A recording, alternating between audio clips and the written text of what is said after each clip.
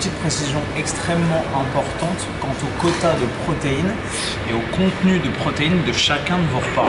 Si vous voulez que l'ensemble des calories que vous allez ingérer pendant un repas soient assimilées et servent notamment à l'anabolisme et à la construction musculaire, il est primordial d'intégrer à chacun de vos repas des protéines. Ce qui signifie que si vous faites un repas ou un snack ou que vous grignotez des aliments qui ne contiennent pas suffisamment de protéines pour stimuler ce qu'on appelle dans les recherches la MPS, c'est-à-dire la Muscle Protein Synthesis, en français et pour faire simple, la synthèse de nouvelles protéines musculaires, donc la création de nouvelles cellules musculaires, la création de nouveaux muscles, et bien tout simplement, les calories que vous allez ingérer vont servir au stockage graisseux, énergétique et donc à la création de nouvelles cellules adipeuses.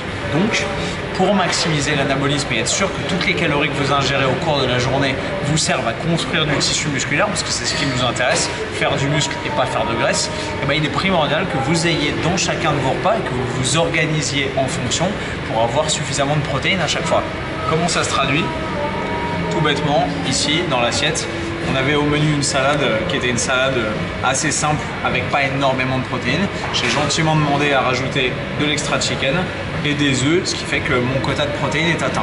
En termes pratiques, c'est extrêmement simple. Pour avoir une ligne directrice facile à suivre au quotidien, il faut que vous veilliez à avoir à chacun de vos repas 0,3 g par kilo de poids de corps. Ce qui équivaut pour quelqu'un de mon poids entre 69 et 70 kg à environ 21 ou 22 grammes de protéines par repas provenant d'une source complète. Quand je dis source complète, j'entends comme ici de la viande, des œufs, du poisson ou des produits laitiers, pas uniquement basés sur des végétaux ou des féculents. En termes pratiques, quand vous mangez au restaurant ou à l'extérieur, ça vous permet aussi de vous simplifier la vie. Pensez d'abord aux protéines, puisqu'elles doivent être présentes à chaque repas. Vous pouvez commencer à parcourir le menu, par exemple au restaurant, en cherchant les sources de protéines optimales, ce qui va vous permettre de maximiser votre anabolisme, et ensuite vous pouvez remplir le reste, combler votre satiété en ajoutant des légumes, des fibres, des vitamines, des minéraux, ainsi que si vous reste des calories, rajoutez éventuellement des lipides, rajoutez des féculents, rajoutez des sources de glucides, du riz,